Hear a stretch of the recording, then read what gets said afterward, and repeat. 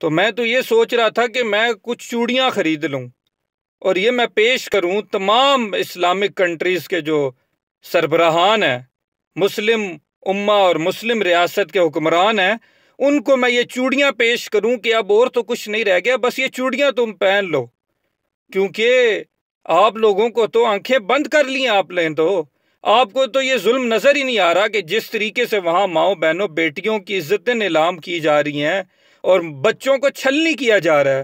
ان کے اپنے یہودی آرتھوڈاکس گروپ جو ہے وہ نیو یارک سٹی میں نکل آئے ہیں سڑکوں پہ اور احتجاج کر رہے ہیں کہ یہ کیا ہو رہا ہے غزہ کی پٹی کے اندر، کس طریقے سے مسلمان ماؤں بہنوں بیٹیوں بچوں کو قتل کر رہے ہو، اس کو روکو۔ وہ لوگ نکل آئے ہیں، لیکن یہ ہمارے مسلم 57 اسلامی ممالک ہیں، ان کے سربراہان کو غیرت نہیں آ رہی۔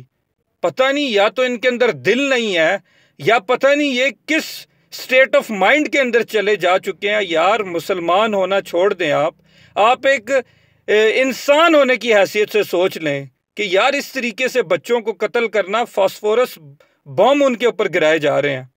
آپ اندازہ کریں یہ اس طریقے سے ان لوگوں کی نسل کشی کی جا رہی ہے۔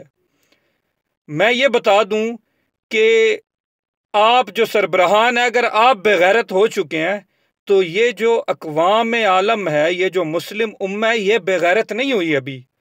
آپ ایک گھنٹے میں، ابھی اس گھڑی میں، اس گھنٹے کے اندر آپ اعلان کریں کہ ہمیں لوگ چاہیے، یہ 57 ممالک جو ہیں آپ کو لاکھوں لوگ دے دیں گے، لاکھوں بچے نکل آئیں گے سڑکوں پہ یار کہ ہم وہاں جانے کے لیے تیار ہیں، ہماری زندگی کا کیا فائدہ ہے؟